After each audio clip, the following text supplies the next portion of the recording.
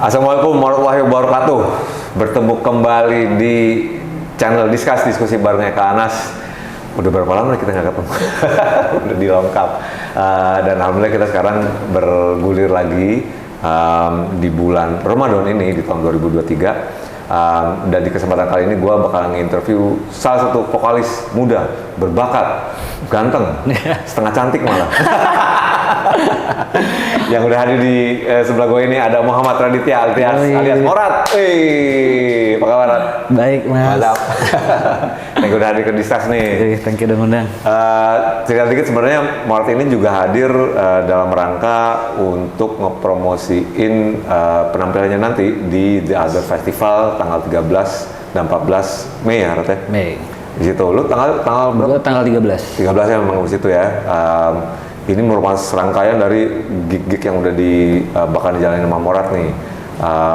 Gue juga mau ngucapin selamat buat rilisnya single terbarunya No Other Life of the Lovers. Life of the Lovers. Thank you. Life of the Lovers itu single setelah album yang About Woman keluar ya. Dan juga nggak tahu sebelumnya sebenarnya lo juga rilis Sisi Gelap. Sisi Gelap. Itu setelah Life of the Lovers. Itu yang paling baru seminggu berarti. Setelah ya. Seminggu setelahnya. Oke, ntar kita korek-korek dulu nih. Tapi lo bisa nyaksiin nanti Morat di The Other Festival. Yes. Dan lo bisa beli tiketnya untuk pre-order atau booking sebelumnya, bisa dicari-cari ke Instagramnya atau di tempat bookingnya udah ada lah. Pakai lo ke Instagramnya di Other Festival untuk ngambil tiketnya ya, tanggal 13-14 Mei nanti. Nah, untuk materi ini Rat, gue ngedengar ada slightly differences dari yang About Woman sih. Ada elemen akustiknya ya, Life of the Lovers. Sebenarnya juga di album About Woman ada satu track akustik ya, apa judulnya lupa gue. In Case You Need Someone. In Case You Need Someone. You Need Someone. Itu yang gue main sendiri kan, yang sepi. Betul, cuma pakai akustik. Dan ini juga dimulai dengan akustik walaupun pada akhirnya banyak instrumen dan elemen lain kayak gitu. Itu bisa dibilang sebagai pembuka untuk chapter berikut lo apa gimana? Sebenarnya itu juga salah satu BM gue yang harusnya mungkin ada di About Woman kemarin. Jadi waktu bikin About Woman kemarin sama Vicky, kayak gue udah pengen kayak bikin lagu pop yuk ayo cuman kayak nggak ketemu nih. Kayak udahlah, emang kita kayak nggak bisa dibikin gini-gini nih. Udah akhirnya jadilah yang ada di album About Woman nih, nggak ada maksudnya nggak ada yang sepop itu. Akhirnya terus yang di Life of the Lovers ini ya karena gue emang pengen banget, gue suka lagu pop juga kan, gue pengen punya satu lagu yang benar-benar ngepop. Dan beberapa referensi gue tuh untuk Life of the Lovers ya, salah satunya ya masih Paolo Nutini, terus ada juga si Robbie Williams gitu lah. Nah akhirnya gue mikir gue kenal sama Pamungkas nih. Akhirnya gue ajak aja, Pam lu mau nggak produce lagu gue nih?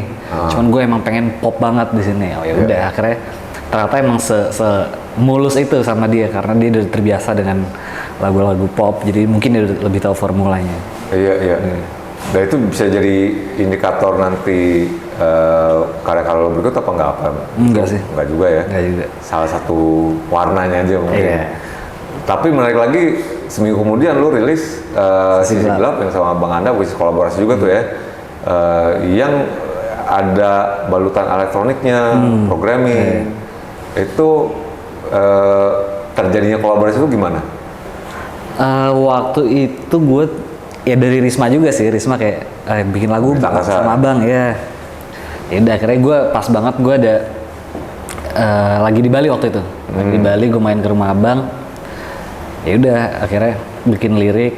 Gue bikin liriknya sih sebetulnya kayak karena gue tahu gue mau collab sama Bang Anda. Kayak gue menyesuaikan nih dari pemilihan kata gue kayak ini gimana caranya biar tulisan gue kayak tulisan Abang. Jadi gue sih ya sebisa mungkin gue bikin kayak tulisan Bang Anda. Akhirnya gue ke rumah dia. Ya udah, ya biasalah dia udah setengah kan. Udah dikasih nih arak. Oh ya siap. Tuh rumahnya udah gelap banget ya, gue ngeri kalau balik malam kan. Rumahnya tengah sawah itu ya? Iya, wah. Udah akhirnya dari situ bikin nadanya dan ketemu sih pas itu juga ketemu chordnya. Oh jadi lirik dulu? Lirik dulu gue. Oke. Ketemu chordnya, ya gue bawa beberapa nada juga sih, cuman nggak yang banyak. Dan pas itu gue kasih referensi dari yang Jeff Buckley. Oke. Chord Jeff Buckley itu kan. Doyan juga tuh dia. Doyan juga. Dan dia demen. Jadi itu baru jadi ya draft doang lah. Sampai berapa bulan kemudian akhirnya pas dia di Jakarta rekaman. Oh, oke. Itu baru. Jadi sebetulnya awalnya tuh nggak yang saya elektronik itu lagunya. Lebih organik? Organik semua. Oke, Justru. Cuman kayak di tengah-tengah ada BM kayak udahlah bikin kayak trip hop aja. Ya udah akhirnya dirombak ulang, yang produce jadinya si Bontel. Oke. Yang kemarin kan Vicky itu yang versi band yang ngebandnya. Gue diproduksi Bontel, udah dibikin trip hop, ya begitulah jadinya. Itu emang kolaborasi berdua berarti ya, lu bawa lirik, lu bawa sketches melodinya, terus dijadiin. Nah yang lebih menarik lagi ini, lu menulis dalam bahasa Indonesia, which is majority materi lu sebenarnya berbahasa Inggris kan. Dan yang gue perhatiin cuma dua tuh, yang sama si Jack, Chromatic Echoes, sama ini lagu. Yang Chromatic Echoes lu yang nulis liriknya juga? Gue setengah-setengah kalau Chromatic Echoes. Oh itu lebih bagi-bagian ya? Iya, cuman kalau yang di lagu Chromatic Echoes tuh gue lebih kayak ngikutin dia. Jadi di awalnya dia nulis dulu, habis itu baru gue ikutin gimana nih nextnya. Maksudnya dari cara-cara nulisnya, dari apa. Begitupun sama Anda, kan lu... Kalau Anda benar gue imajinasi gue sendiri nih. Cuman gue memposisikan diri gue sebagai Anda. Oh, oke. Kayak nggak jadi bunglon gitu loh. Tapi lu bisa ngeliat diri lu nanti menulis bahasa Indonesia nggak di materi? Udah tulis sih beberapa. Udah ada. Oh, oke. Cuman kapannya belum tahu dikeluarin. Iya. Udah cukup pede.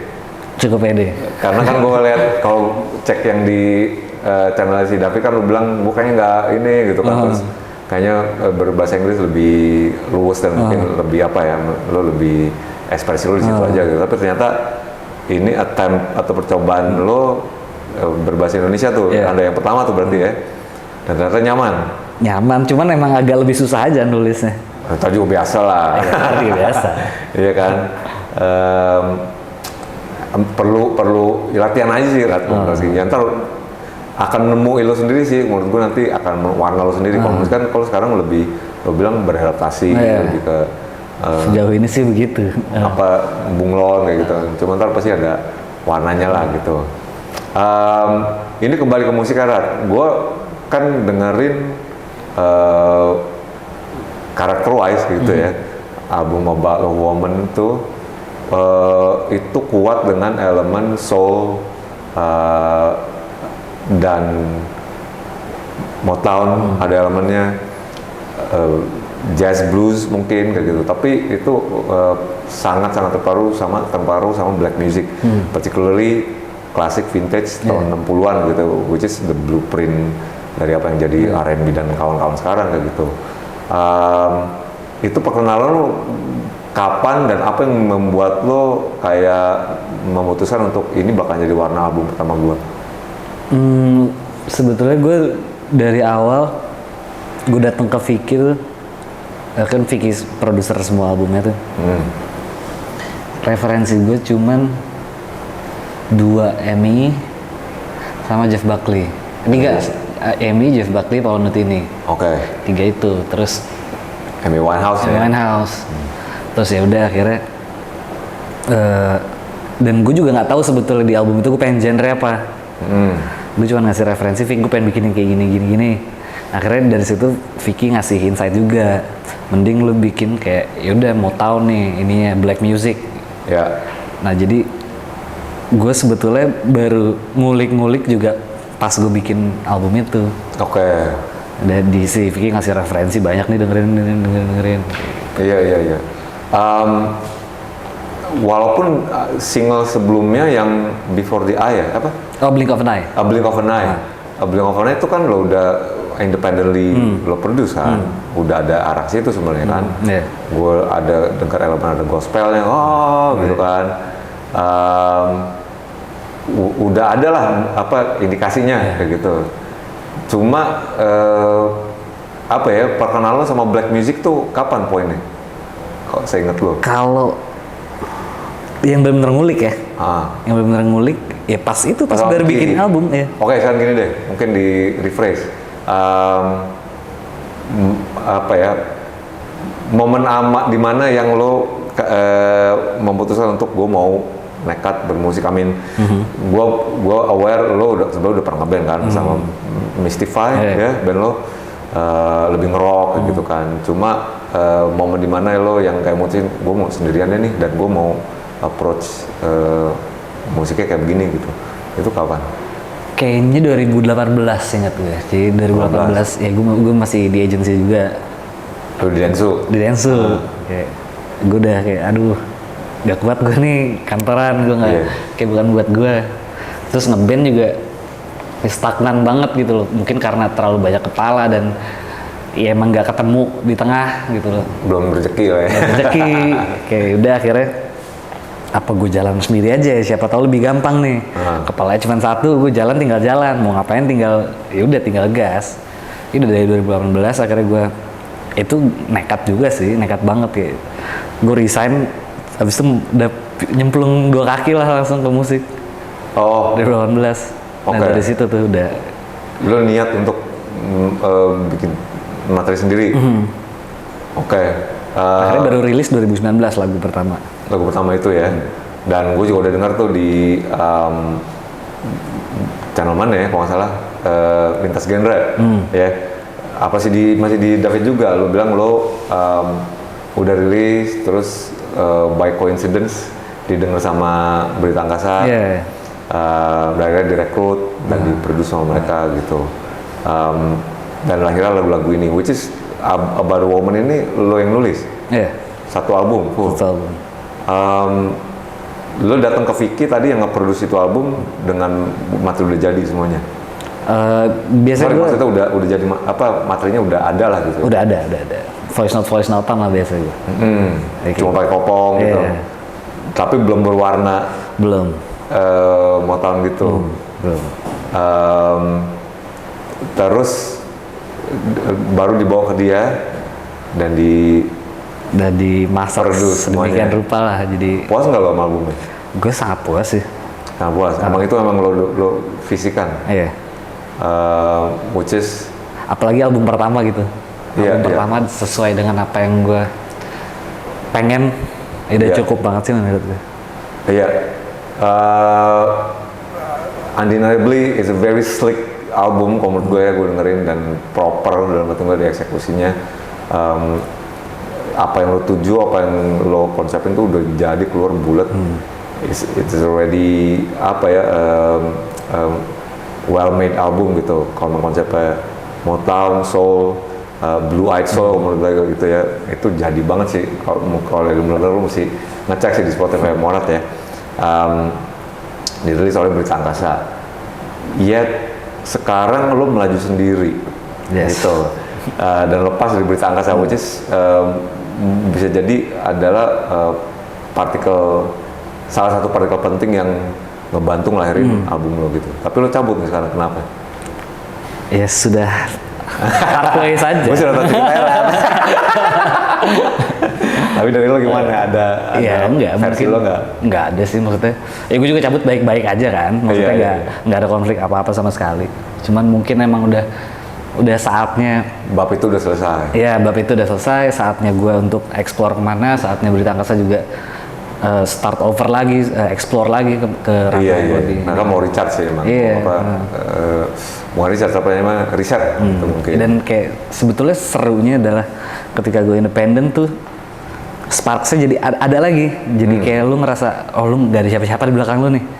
Lu jadi apa ya? Nggak ada yang bisa ngegeraknya selain lo sendiri. Ya.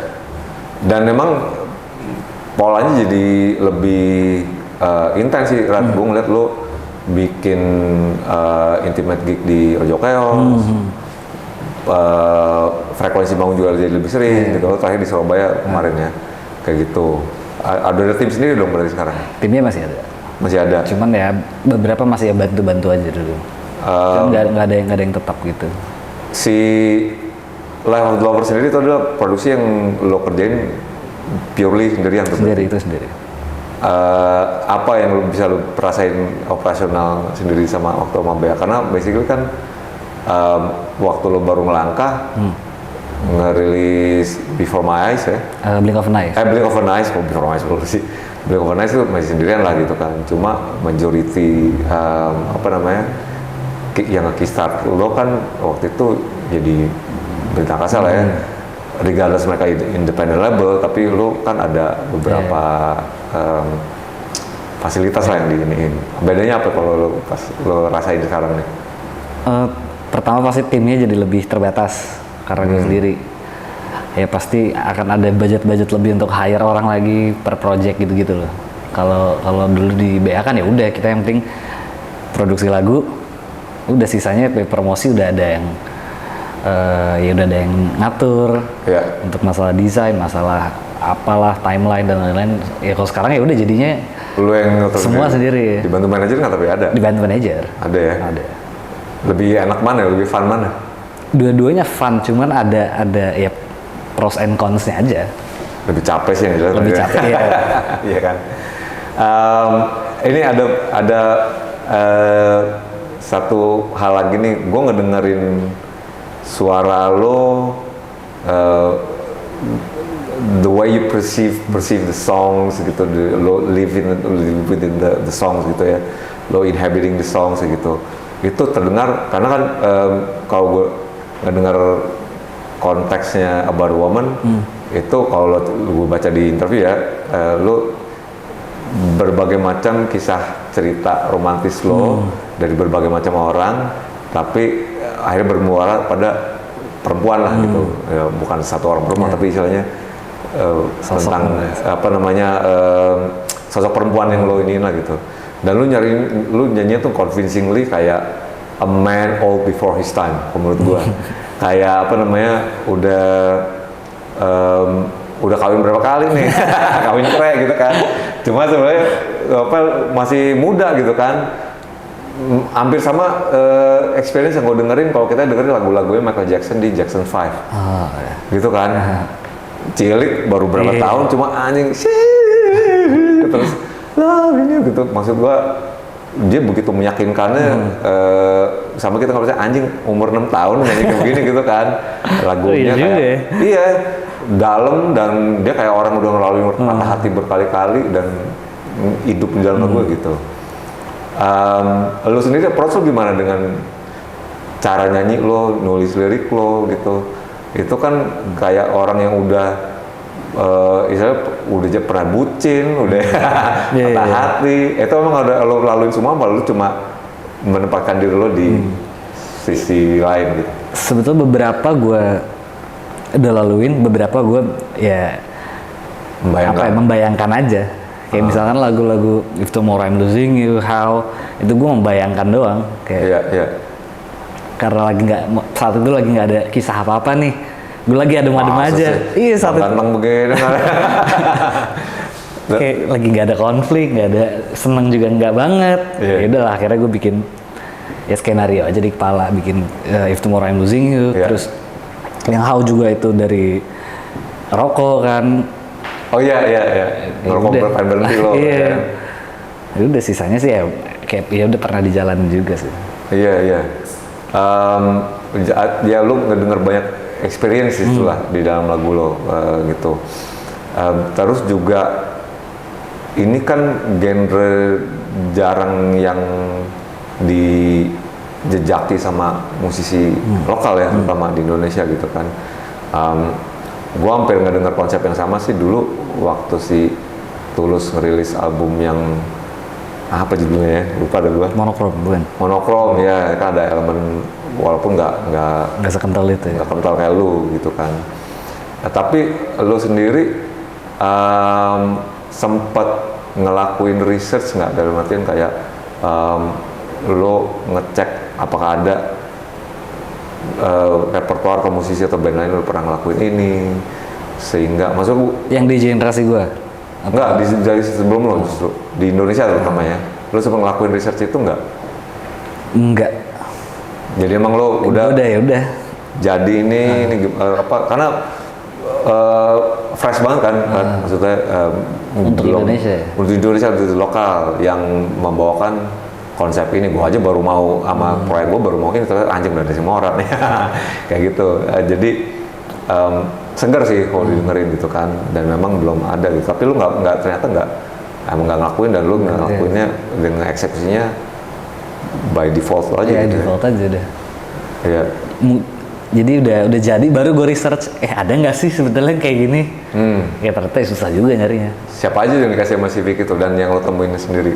Yang dari Vicky itu waktu itu sih D'Angelo. Gue kan nggak dengerin D'Angelo terus. Dia lebih ke R&B, tapi dia cuma neo soul sih. Iya, cuma beberapa ada yang oke juga D'Angelo. Terus siapa lagi? Banyak banget waktu itu si Lu tua. ada Kamga juga yang ngedirect. Kamga dari vokal. Seberapa jauh tuh dari materi-materi demo lo sampai jadi final produknya? Beda banget apa enggak? Sebetulnya nggak beda banget. Jadi kalau Kamga tuh enaknya dia nggak akan terlalu ngubah banyak dengan cuman dia kayak nge-enhance apa yang kita punya. Jadi Vocal wise? iya, vocal wise. Dan ya apapun secara gimana lu nyari emosinya di perkata pun kayak, nih lu kayak kata ini harus lebih gini, kayak gitu-gitu. Ini lu bisa kok di bagian ini ya lebih ini, kayak gitu sih. Jadi nggak terlalu banyak ngubah. Mungkin ya lebih mengenhance menurut gue. Iya. Yang gue dapat sih gitu. Jadi Kamga itu perannya lebih ke apa ya? Kasih arahan aja ya. Iya. Kayak gitu. Tapi delivery lu tuh ini banget gitu, khasnya banget gitu. Apa ya, secara as a black singer gitu ya, gue dengerinnya ini sih buat gue udah jadi nih gitu kan. Lu ada vocal coaching atau lu dengerin penyanyi-penyanyi lain, apa gimana approach lu sebelum rekam waktu itu? Kalau dengerin ya, gue dengerin beberapa penyanyi lain, cuman sebenarnya agak nyebrang juga sih dari genre yang About a Woman ini. Iya, kalau Amy Winehouse, Paolo Nutini sih, hampir sama ya. Kalau Jeff Buckley rada beda tuh. Beda, dan apa ya, gue suka dengerin si ini juga kan, Robert Plant. Robert Plant, Sebastian Bach. Iya benar. Lo main apa sama Roxas ya, nama band lo ya? Iya dulu. Bawain Skid Row ya? Skid Row, terus ya Black Rose gitu-gitu. Chris Robinson, tuh idola gue juga tuh. Iya sih. Jadi emang lo udah ada beberapa nama yang lo jadi parameter gitu ya. Kalau musik sendiri gimana sih, Rat? Lo di channel si David lo bilang pertama experience musik pertama lo itu soundtrack Tarzan. Iya, soundtrack Tarzan. Disney. Ya. Tapi umur berapa lo mulai notice kalau musik itu bagian besar dari hidup lo, dan siapa yang bikin lo aware? Mungkin SMP kali ya. SMP, dengerin siapa tuh? SMP dulu tuh apa ya, setelah emo gitu, emo kayak sempat gue denger dulu Pewi Gaskin tuh. Itu ini awal Pang, ya, ini awal lo gitu iya, ya? jadi banyak fase kayak waktu itu gue dengerin Pewi Gaskin, Found Glory, terus tahu-tahu ke The Sigit. Iya. Habis dari The Sigit baru gue denger AC/DC, dari AC/DC baru kayak metal-metalan pun gue sempet dengerin, kayak beberapa gue suka thrash gitu kayak Anthrax dan lain-lain, death metal kayak Trivium gitu gue. Iya. Oke. Ya maksudnya mungkin dari SMP kali ya, gue udah nyadar kayak gue main gitar dulu kan. Dari SMP. apa yang pertama lo bisa lo pelajarin? Anjing, pertama apaan ya? Peter Pan kali. Kalau dulu SD itu SD, iya. Iya. Pakai buku dulu. Buku-buku yang kecil tuh. terminal ya? Iya, kayak gitu-gitu. Itu yang apa yang dijual di Metro Mini? Iya, kayak gitu-gitu. Ada TTS-nya. Iya. Anjing. Oh iya itu. Itu dari orang Indonesia dulu lo pelajarin gitu ya. Orang tua lo nggak ada peran apa gimana? Ngasih lo? Enggak sih, enggak yang cuman ya support aja sih. Gue nggak ada yang gimana-gimana. Soalnya kayak di keluarga gue nggak ada yang seni banget gitu. Lo anak keberapa dari keberapa? Kedua dari 4. Kedua dari 4. Cuma lo yang bermusik ya? Cuma gue. Sebenarnya lo dari sastra Inggris di UNAS kan. masuk ke agency di Dentsu jadi strategis. Semua ibu lu udah seneng tuh ya, wah anak lu ini bener nih gitu kan. Masuk dia, nggak taunya melencong ke musik. Lagi. Nggak apa-apa ya, bokap nyokap. Awalnya kayak ya sebetulnya agak-agak ya skeptis lah nih. Emang jadi musisi gimana sih? Ya, cuman lama-lama kan gue pelan-pelan aja ngebuktiinnya. Iya. Ujung-ujungnya dia juga yang pamer ke teman-temannya. Oh, manggung di sini tuh gitu ya. Ini habis main sama Faris RM nih kemarin. Iya. Gitu. Udah apa ya? Tapi emang ini udah jadi objektif loh. Maksudnya kayak emang musik itu udah pengen gue mau jadi musisi nih gitu. Iya. Kapan tuh momen lu nentuin itu? Itu setelah dari agensi itu, dari Dentsu. Itu udah kayak udah bulat banget dah, gue gila sekalian lah. Kenapa emang nih? Kenapa musik? Gue merasa gue Kan lu bisa jadi gamer, kata Vicky lo Iya sih. nge-game banget kan? Lo PC lo, PC lo ya? itu tuh setelah musik lah gamer. Cuman kalau musik ya gue merasa gue punya capability di situ sih dibanding yang lain ya. Maksudnya ya udah gue coba optimalin aja di situ. Iya. Dan koneksi juga gue beberapa ya sampai akhirnya gue bisa ketemu Risma juga karena gue ada koneksi ke sana. Jadi ya coba dulu aja waktu itu. Ya apa ya, opportunity presents itself gitu kan, kalau kan makanya kenapa nggak diambil juga gitu kan. Cuma orang-orang sekeliling lo gitu reaksi gimana waktu lo rilis baru Woman, sejauh ini masih supportive ya? Ya mas, ya bangga lah beberapa kayak anjing lu dulu kayak gini-gini sekarang udah ini lo ya, udah keren. Artis soalnya, mas artis. Ini untuk Abar Woman sih baru rilis ya kan? 22. Iya 22 ya, baru banget dirilis gitu, masih anget lah istilahnya gitu. Tapi lo udah lagi nyiapin lagi nih ya, beberapa materi baru yang which is sudah dirilis kemarin kan, Life of the Lovers. Masih akan berkutat Ober-Oman, kayak obviously tadi lo bilang tentang romansa kehidupan gitu, dan juga walaupun nempatin di tempat orang lain gitu. Tapi di berikutnya apakah ada tematik lain apa gimana? Mungkin mostly masih tetap romance. Cuman ya sisa-sisanya sih ya kehidupan sehari-hari aja lah. Kayak mungkin nggak terlalu yang berat-berat. Ya. Daily life, tapi juga pasti ada tentang ya pasti ada romantika dan percintaan juga kayak gitu ya. Tim yang produksi juga bakal beda lagi nanti. Produsernya gue sih pengen beda-beda sih. Gue pengen biar warnanya lumayan variatif. Iya. Yang next ini gue sama Mbak Endah, Mas Reza. Oh, oke. Rekaman di Earhouse juga? Di Earhouse. Oke. Udah kayak tinggal mixing deh. Lu bener-bener sendirian ya berarti ya? Iya.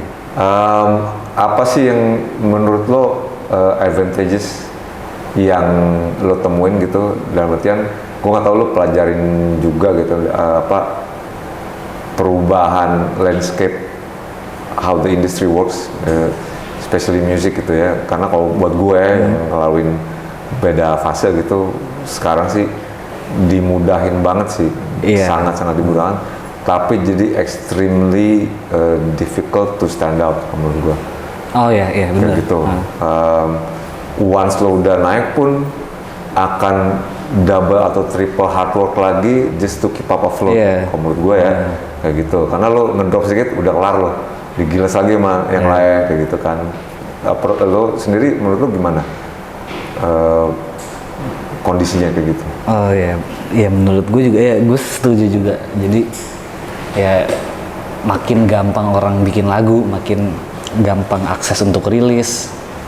Udah gitu ya, tapi mungkin challenge-nya lebih ke apa ya, strategi.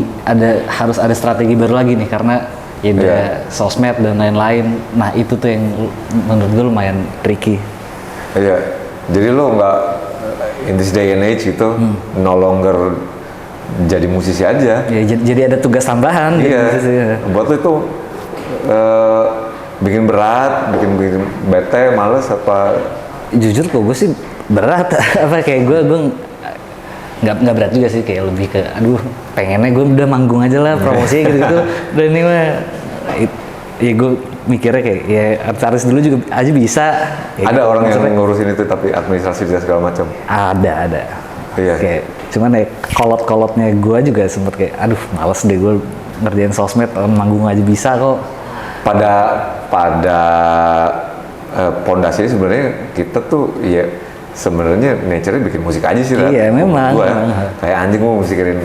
Cuman kan sekarang tuh udah ada sosmed, lu mesti punya image sosmed lu bla bla bla kayak gitu. Iya.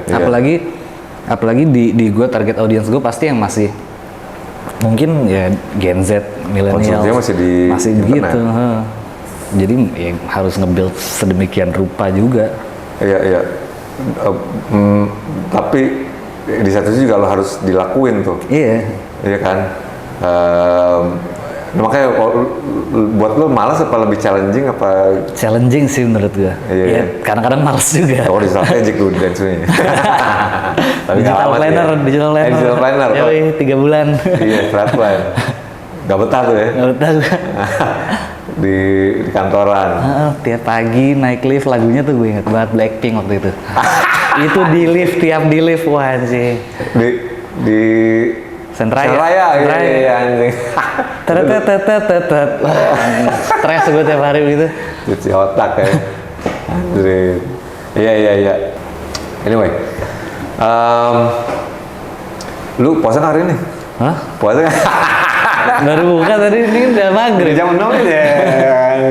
Untung kalau tapi puasa kan, maksudnya Jumatan ya. Jumatan. Jangan diterusin ininya, jadi murtad namanya, bukan morat ntar. Nah, kalau industri musik lagi nih, gue tertarik karena lo kan salah satu nama dari sekian musisi muda yang lagi dapat highlight sekarang. Di generasi lo ada si Romantic Echoes, Jack, yang kemarin collab sama lo. Ada Oslo, terus apa Geng Medan tuh siapa aja? Si Jack, Oslo, Bass Boy, ya kan, anak Medan tuh kan, gitu. Dan lo dekat juga sama mereka kan, kayak gitu. Maksudnya lo bikin grup itu tuh, grup vokal tuh, berempat. Tapi gimana apa persepsi lo tentang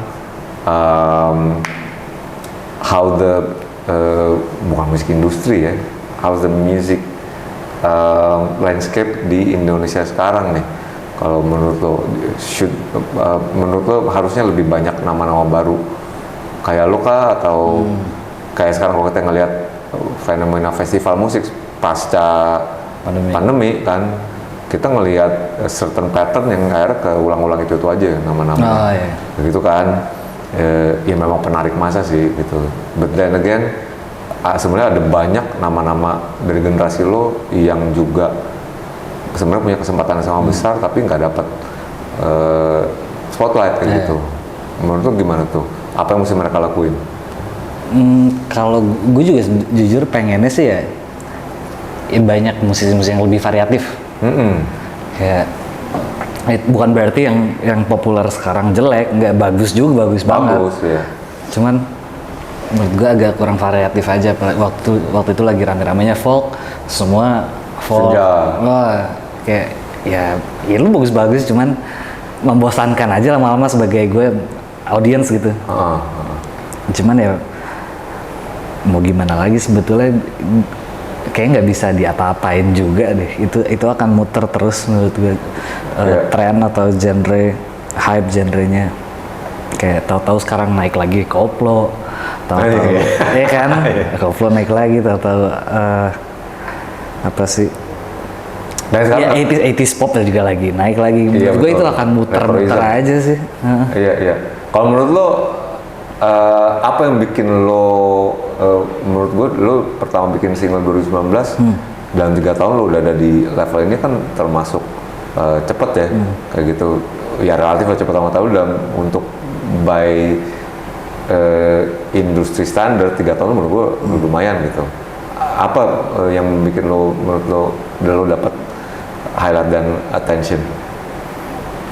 Mungkin karena ya pertama musik gue juga lumayan fresh gitu ya. Jadi orang-orang lebih kayak, kok ada musik kayak gini nih, jarang ya kayak musik kayak gini. Betul. Udah gitu dari cara gue nyanyi, menurut gue yang sekarang gue lihat solois atau solois ya khususnya cowok gitu, maksudnya nggak ada yang kayak gue, nggak ada ya. Dan mungkin gue dengan range yang cukup tinggi untuk laki-laki kayak gitu. Terus yang pasti koneksi 3 koneksi ya. Kita sering ketemu di beberapa gig kan di free gig waktu itu. Terima lu termasuk rajin menurut gua untuk datang-datang gig itu faktor penting ya untuk build network ya.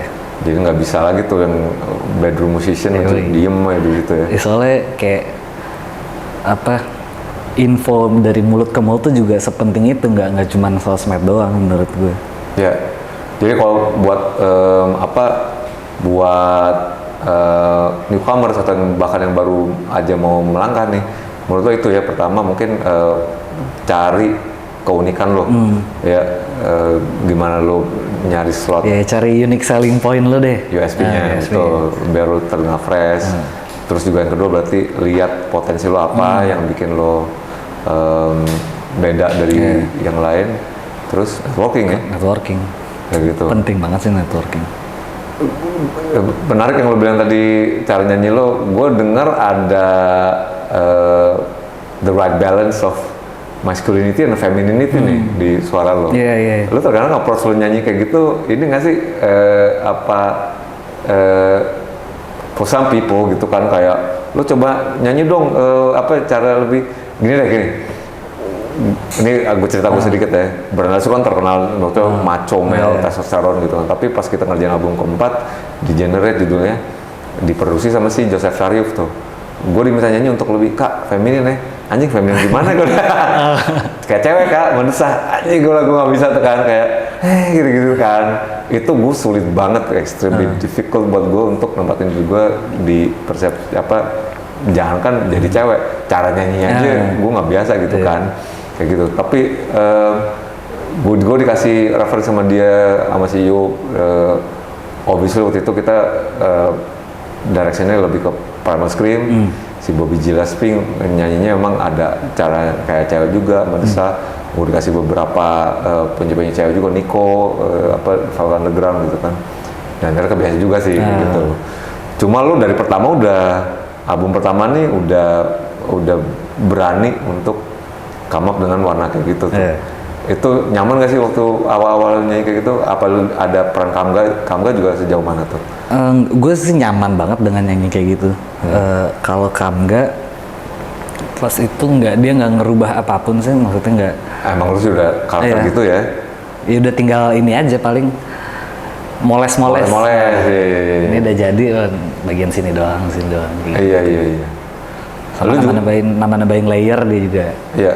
Lu juga preference lo, parameter lo juga si Jeff Buckley juga ya. Dia kan terkenal dengan ke falsetoan dan juga halus banget nyanyi kan. Iya, halus banget. Iya gitu, jadi kayak sutra gitu. Gua cepet tidur gua dengerin. Album Grace tuh kan. Iya, Grace. Kayak anjing tuh, buat ngewe sama buat tidur. Iya kan. Albumnya dia juga nih. Ya, buat pacaran mah. Gokil. Ini album berikut, kalau yang About the Woman belum ada muse-nya, yang ini ada nih berarti ya? Karenanya banyak muse-nya. Waduh, ngeri. Ceritanya banyak tuh ya? Muse-nya sih satu, ceritanya banyak. Iya. Episodenya. Kalau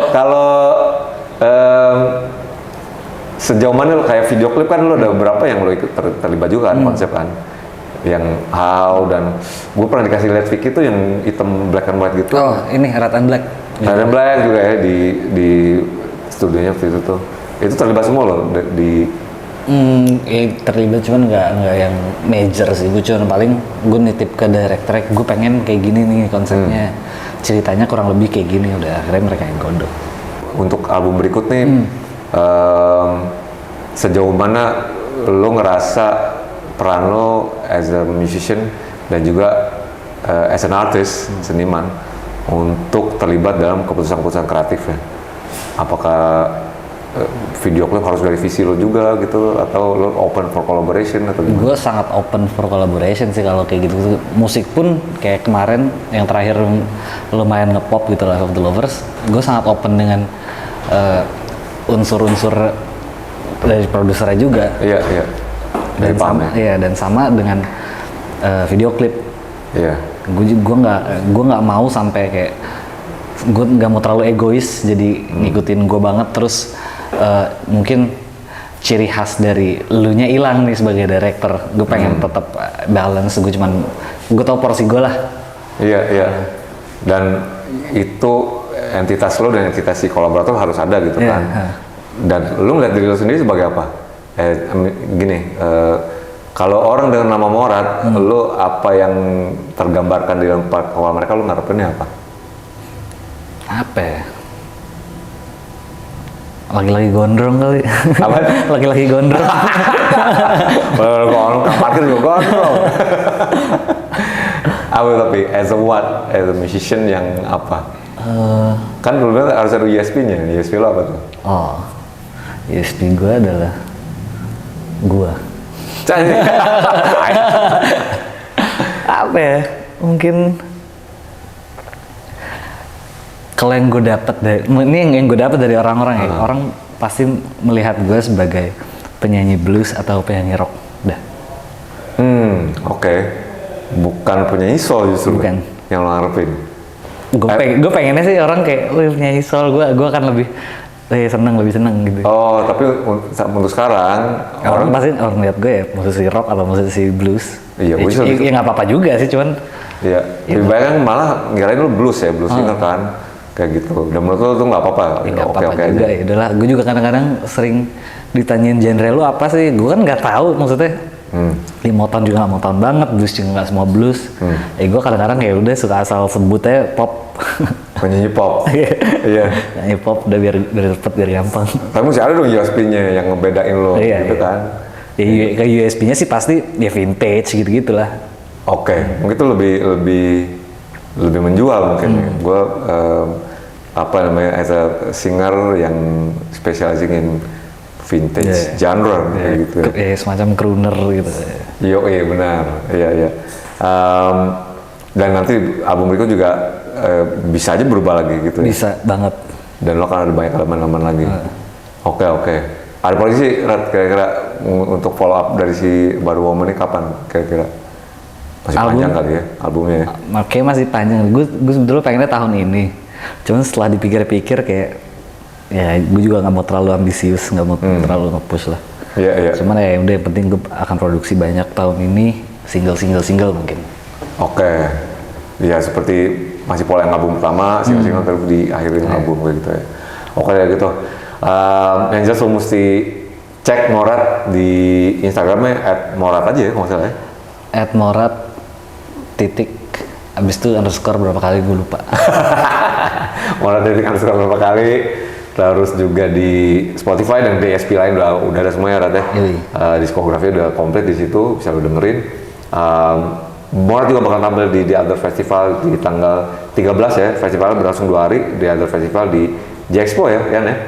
J-Expo 13-14 Mei 2023 dan malah akan tampil di hari pertama nanti. Jadi make sure lo dapat slotnya. Lo udah berapa tahun jamnya ya? Belum. Tapi ya dua-duanya kalau bisa lo 2 harinya lo lihat lah. Gambarnya bakal tampil di hari pertama. Oke. Thank you banget Rat, udah nyebutin Rizkas. Lancar terus. Dengan smooth soul-nya dan juga dengan album Mati-Mati Borong Maret nanti. Dan kita akan kembali lagi di episode berikut. Terima kasih untuk menyaksikan. Assalamualaikum warahmatullahi wabarakatuh. Ciao, thank you, peace.